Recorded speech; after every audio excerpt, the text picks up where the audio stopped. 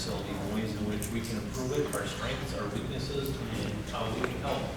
So tonight we're going to have a presentation by our superintendent, Lane Larson, business manager, director, Steve Lund. Also want to thank Ruth Nelson and Tom Hagel for coming out, our school board members. And we have a variety of people from the planning team. So as they walk you through this process, please feel free to ask any questions that you might have. Their presentation will be about a half hour with Lane and Steve, followed up by gathering talking points from you. So please enjoy. We have water, coffee, some cookies. Help yourself, make yourself comfortable, and I'll turn it over to you. Thank you.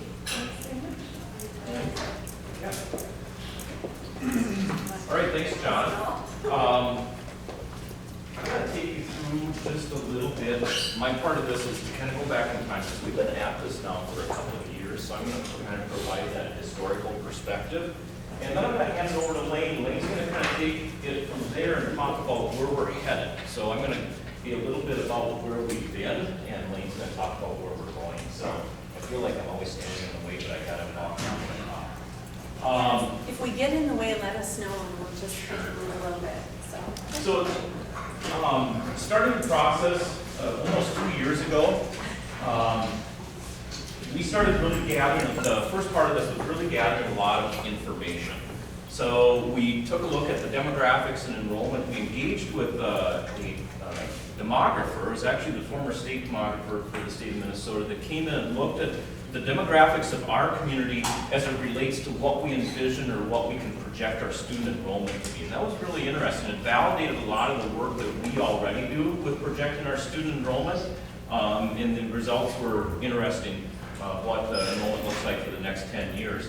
They looked at the capacity of our schools. So they took a look at the enrollment of what it is right now, and kind of projected it out to the future and looked at not only how are we sitting today for capacity, but what should we try to look at positioning ourselves for room in our schools moving forward. They took an entire summer, a team of engineers came in and scoured through all of our buildings, all 12 of our facilities, from the basement all the way up to the roof. And they took a look at everything in our facilities that we better be paying attention to from a maintenance perspective for the foreseeable future. And then finally, they looked at our financial capacity.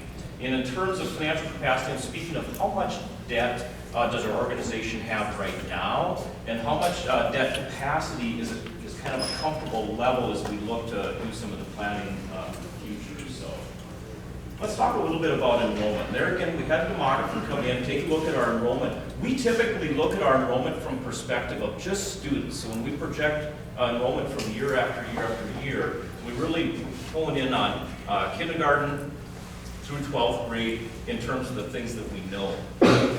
The demographer came in, not only took a look at that information, but also folded in perspective of overall demographics of our community.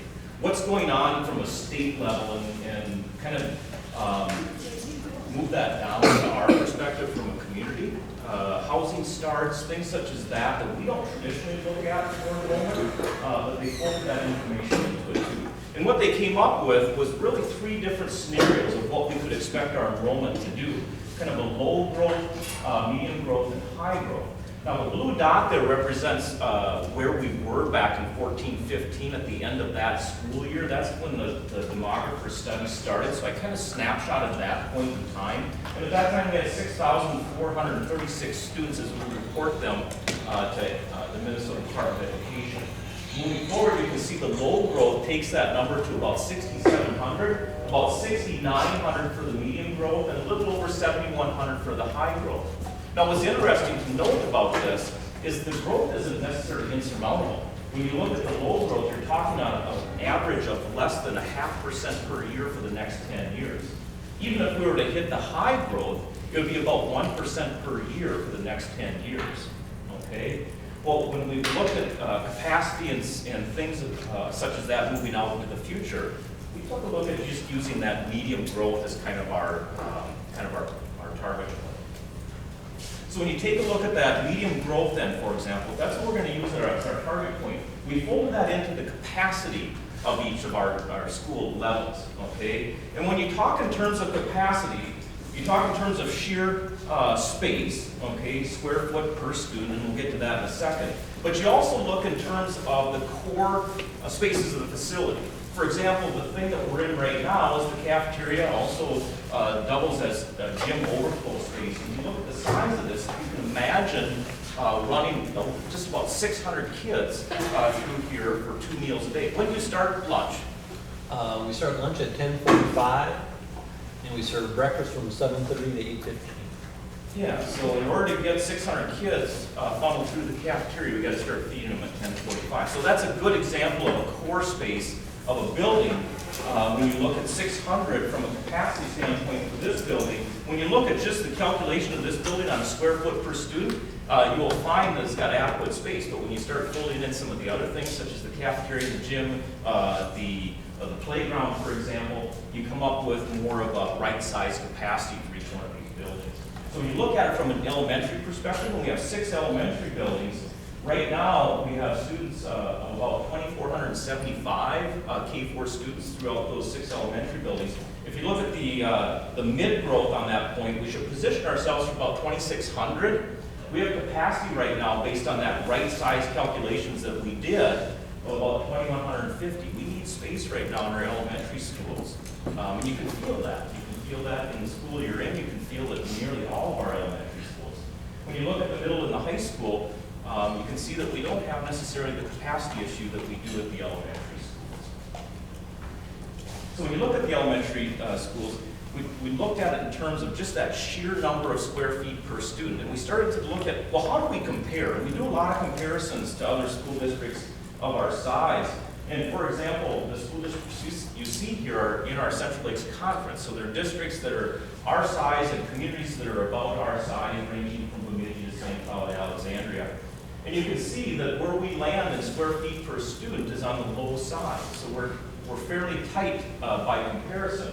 You can see we're bookended between Bemidji and Moorhead right now, and they're feeling some tight spaces as well. So what are they doing in Bemidji right now? And what are they doing in Moorhead right now? So these are things that, that other school districts, just like us, are looking at and tending to. So let's talk a little bit about the condition, but overall, let's talk in terms of who we are as a district from a size perspective. We're one of the largest districts outstate Minnesota, 516 square miles. We have 12 facilities, about 1.2 million square feet that we care for, located on about 300 acres of property. Now, when you look at the condition of our schools, you first started at looking at the average age. How old are our facilities? And when you look at how we compare, again, these same districts, same communities that look like us, you can see where we land on our average building age. Okay, and then when you fold in the competitive districts, not necessarily the comparable districts, but those districts that we compete against, you can see where they lie as far as their average building age. And you can see that we are the oldest in our comparable group, but the second oldest is going to be Wilmer, and what are they doing in Wilmer right now? So there again, districts across the state look at the very same things that we have looked at as far as data and are starting to react to some of that information.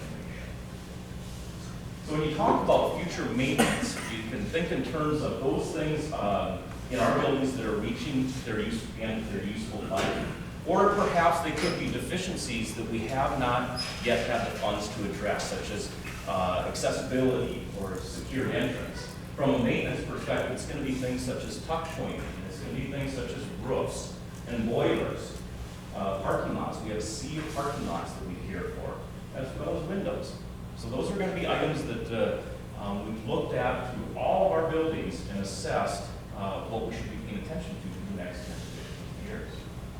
So when you look at all total across all of our buildings, we came up with an estimated amount, a rough order of magnitude estimate of about $90 million of future maintenance that hangs out there for all 12 of our facilities. And it ranges in a wide range from our newest building, Forest View, only having about a little over $1 million of future maintenance out there, to our oldest building, which is going to be the Washington Education Services building, constructed in 1929. So not surprising about how that graph lies out, and those are going to be in millions of dollars. Total them all together, it's going to be about 90. But when you look at these numbers too, in the context of the size of those buildings, you can start to look at a square foot cost you want to start to think about kind of strategically when you think about perhaps making investments into this future maintenance going forward. So for example, we talked about Washington having the largest total overall liability out there from future maintenance at $20 million. But it's a big building. It's 140,000 square feet. So when you make that division, you can see that it lies at about 145. This becomes an important number when you start to look at strategically investing in these buildings as a comparison as to what it costs to replace it per square foot. So when we gathered all this information, we began to think strategically about how to address some of these things. And there's two important things in here that we have to look at. Number one is overall capacity. We know that we've got that we need to pay attention to. And clearly we've now quantified the liability that we have out there for future maintenance. So we really wanted to take a look at developing a plan that took a strategic approach at all of those. And we started to categorize things in each one of those buildings, each one of the 12 buildings that we have, that kind of fit these 5 R's. Whether it be right-sizing of our elementary schools, could be renewal, reinvestment, repurpose, and perhaps even replacement of some of our buildings. So all of this information has been gathered and analyzed and looked at strategically over the last couple of years. So now we look at where we go from here. Thank you, Steve. Good evening, everyone, and welcome. It's so nice to have you here today. As John introduced me just a little bit ago, I'm Lane Larson, and I'm the superintendent of schools here. And over the course of the last 2 years, as Steve very eloquently noted, thank you to Director Nelson, Director Hagelin, the rest of the board, and all of you for being a part of all the work that's happened in the last 2 years. So through this process, we've accumulated all of this information. And I know when I came here in July, one of the things that the board said is, Lane, where do we go from here? How do we take it from here and find out what the priorities are in each of the buildings? What are the things that we must do to take care of the facilities as we continue to move our school district forward? And so that's one of the tasks that we've been looking at since I came in July. And so in this Blueprint 181 that we're showcasing right now, first of all, I want to tell you a little bit about that. That is our new website that has all of the information on it from the past 2 years, all the work that you have done as a community on that facility project and where we go from here. But the one thing that we're looking at over and over again is one overall goal, and that's facilities that promote the opportunity, the innovation, and the success that we've talked about as our tagline for the school district. When we started meeting, the board, the administrative team, the teachers, everyone together, we talked about, what are the objectives? What are the priorities that we're actually looking at? As Steve talked about several of them when he went through the past 2 years, we start with the safety and security of all of our facilities for our children and for our staff. We also are focused on mechanical and the educational adequacy updates. We're looking at the space that fosters best practice instruction and what it looks like throughout this 21st century that we're in right now. As one of the presentations they talked to us about a couple of weeks ago, they said, things are changing so rapidly every 10 years. How do we stay current with that? And so part of this process is looking at that. We're also focused on robust opportunities in the 4 A's, the academics, the arts, the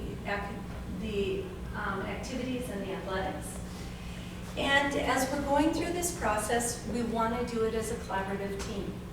And that's one of the reasons that we're here today. We want to hear from you. We want to hear what you believe are the important pieces as we move forward. We also want to hear from our business communities as to what we need to do to provide the workforce of the future right here within our schools. The next objective is to provide visionary technology in this highly global society that we're raising our children in.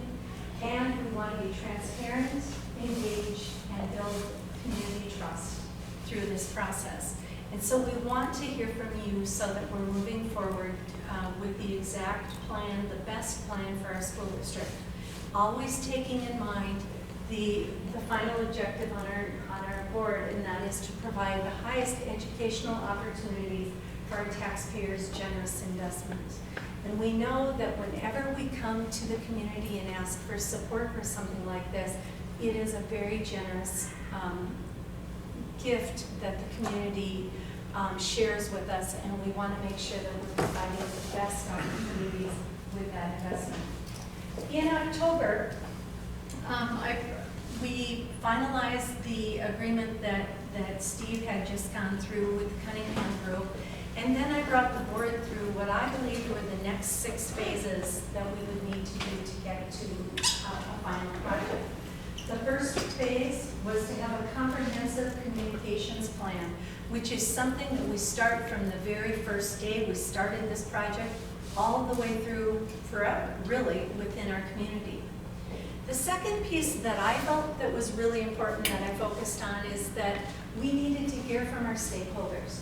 We needed to hear from our internal employees within the district, and we needed to hear from you, our community, about what you believe are the strengths of our district right now and the buildings that we have in our district, and what you believe some of the concerns are as we move forward into the future.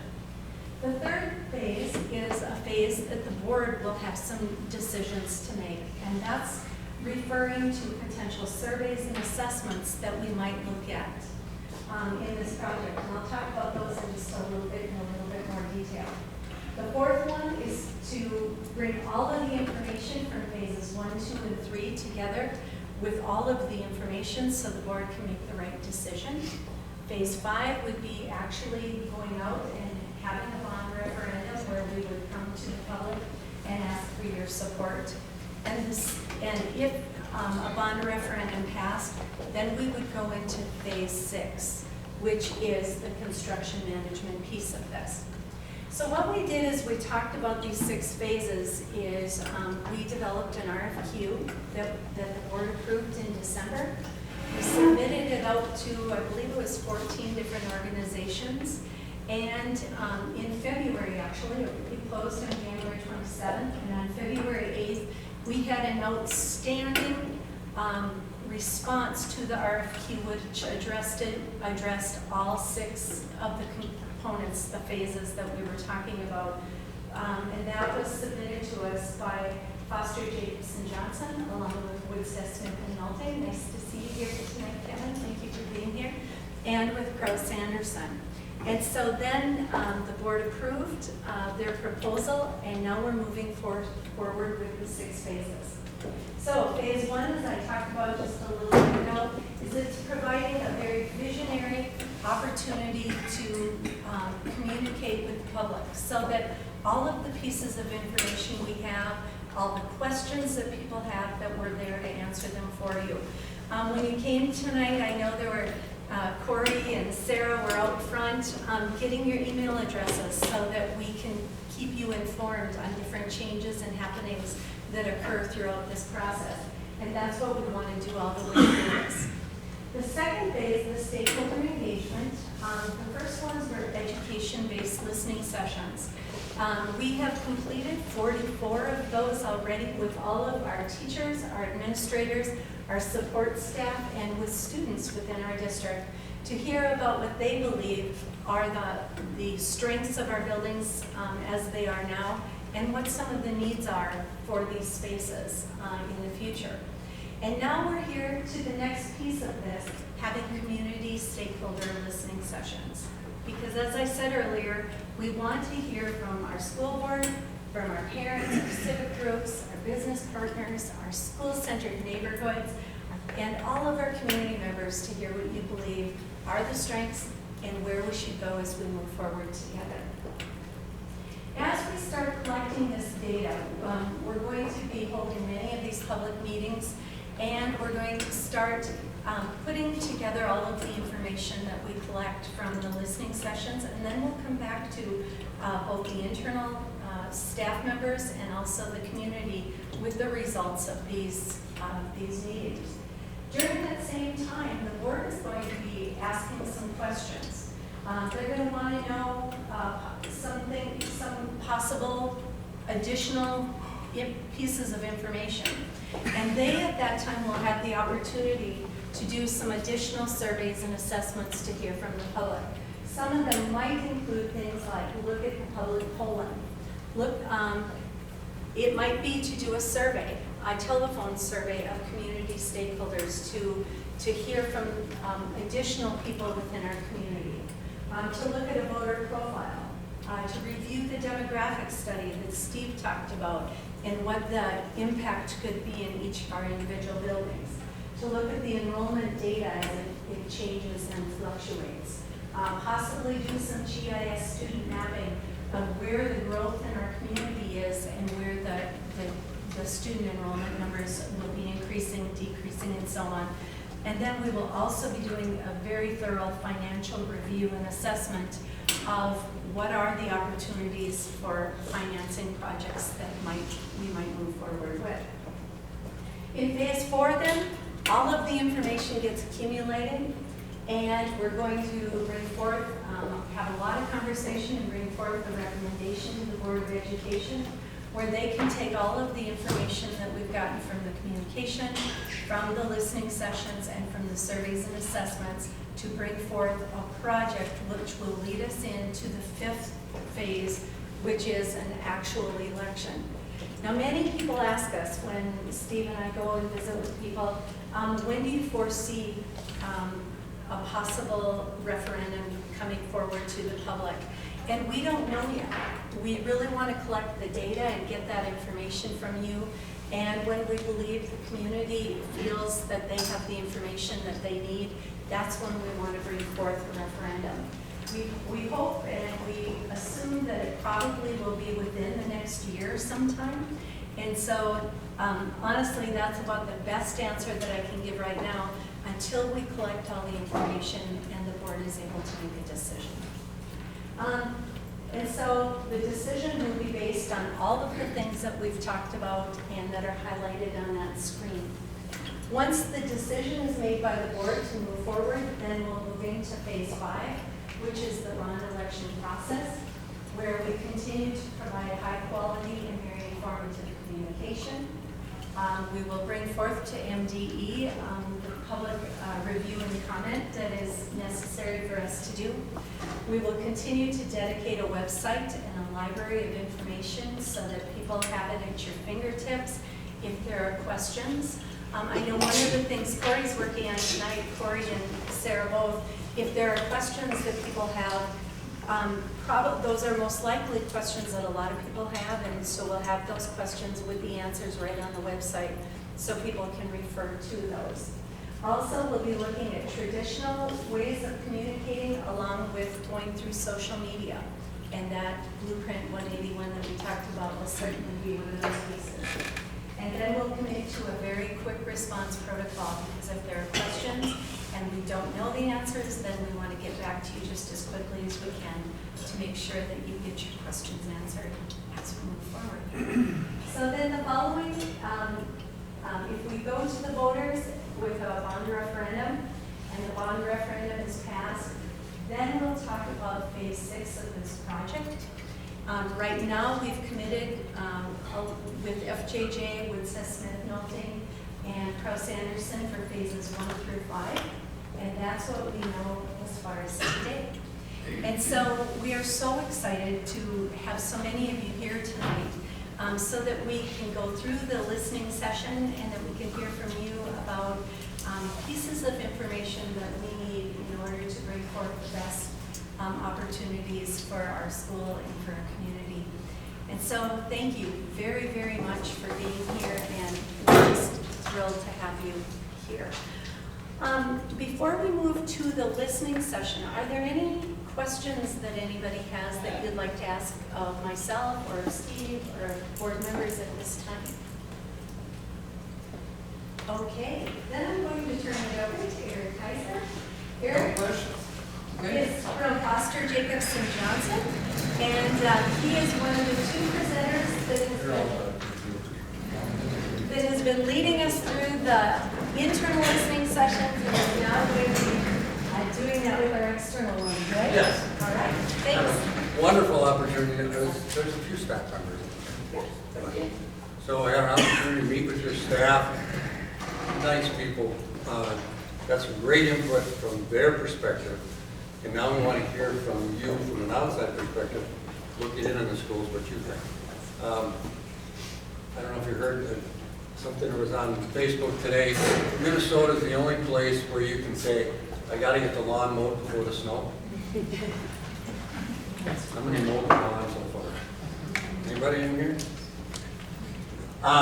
So what we're going to do tonight, you have some Post-it notes in front of you and some markers. The way our process works, we're going to ask you, we're going to have 4 questions we're going to talk about tonight. And we're going to ask you to do your responses to those questions on the Post-it notes so we can gather the information from you. We'll just put it up here on the board. We'll maybe have a little discussion about the questions as we go. And this is our way of gathering information. Some people feel like they can shout it out, other people feel a little more reserved. So the way we do this is we just have you write your comment on the Post-it. So make sure you got a pen and a Post-it in front of you. And we're just going to ask you some simple questions. Let's start with the easy one. What are the strengths? And you can answer this question in 2 ways. What are the strengths of the Brainerd community? Because again, we're always about promoting our community. We saw some neat demographics that we're going to see some growth, but we always want to promote the community. And what are the strengths of our schools in particular? You can answer it either way. But we'd like to hear from you because we always want to build on our strengths. Whatever we want to do, we want to build on our strengths. So who's got a strength? I see one right there. That's a strength. Our teachers are our strength. Absolutely. What else? And I've got a principal here, and Amy are going to help collect these. So right away. We got to fill this page. We're not going to leave this one. We're going to fill this page. So let's go. What are some more strengths? Welcome community. What did you say? Welcome community. Our students are great. We have a caring and compassionate staff. What else? Keep them coming. There you go. Get it off there. We have people who care. We have talented kids. What else? There you go. Got a cabin over here. I was waiting for somebody to say something about that. Recreational opportunity and athletic opportunity. Just a couple of lakes around, right? Okay, what else? Keep them coming. More strengths. Who's got another strength? What do we got? Nothing there. Come on, couple more strengths. Well, I already just, somebody else already wrote it, but. Our athletics and our activities are great, yes. We've lost you way too many times. Okay? I'm from Duluth area, so I'm down here and get our butts kicked in football all the time. What else? Other strengths? Any more? Yeah. There's another one. Great place to live, caring community, administration, athletics. Get the mother load over there.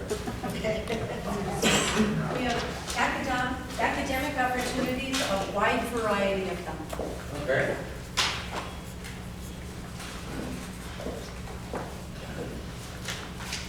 Variety of communities within our community. That's okay. Okay. Proximity. Hmm? Proximity. Proximity. Everything. Everything. It's close. This one says supportive board. Okay. Last chance. Going once, going twice. Okay. Amy, you want to take this one? I would. Next question for you. And we can come back to this. We're going to put this up on the wall. If you think of a strength and you want to add to it, great. The flip side, what are our challenges? What are the challenges we're facing, either as a community or a school? What are the challenges we face? Who's got challenges?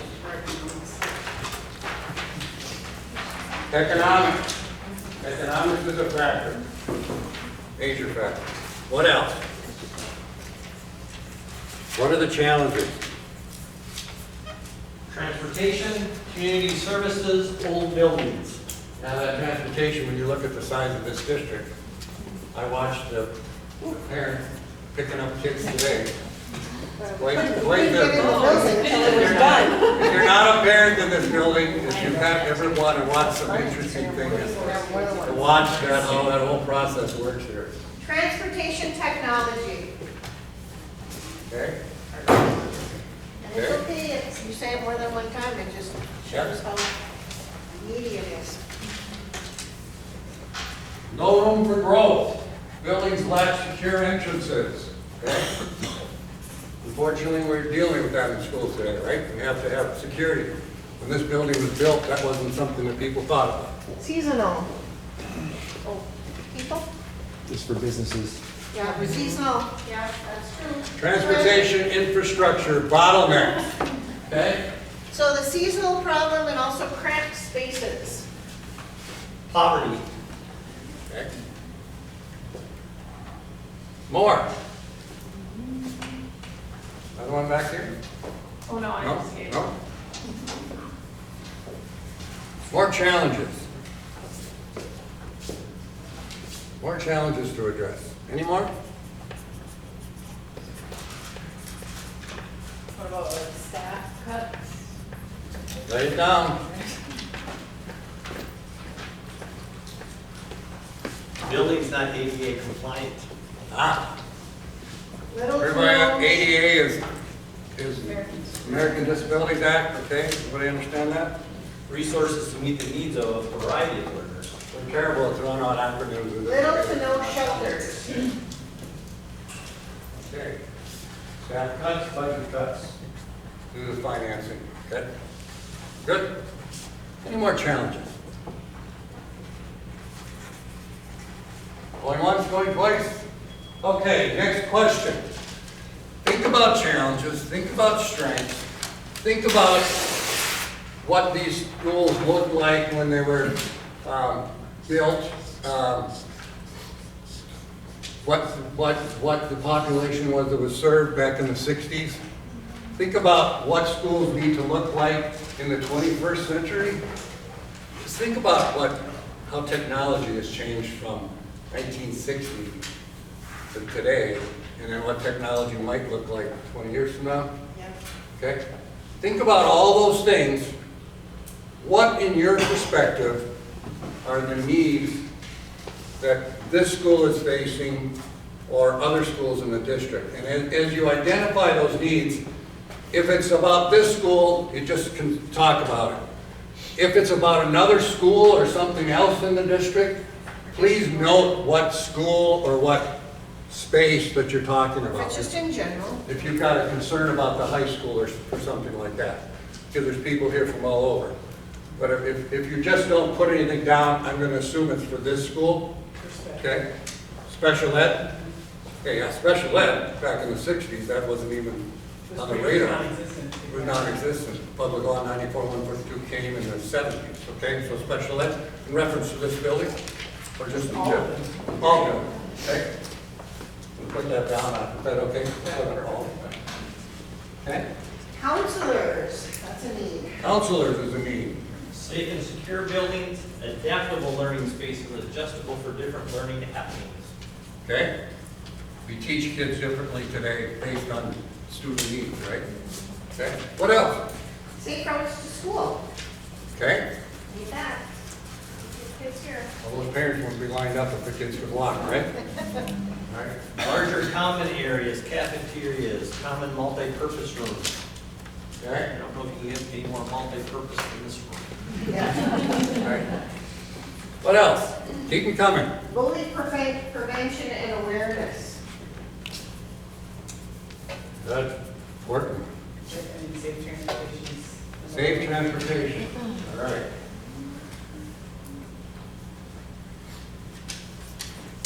Lower student to teacher ratio. Here's another one, low class sizes. Problem is when you have capacity, things like they were mentioned, it's tough to have small class sizes because. Technology. With technology for all, as well as collaborative workspaces for teachers and teams. Good. What else? Parent responses and involvement. Parents are so busy, both parents working, it's a challenge. This one is a need, it's also a challenge on that other sheet. It's tough for parents.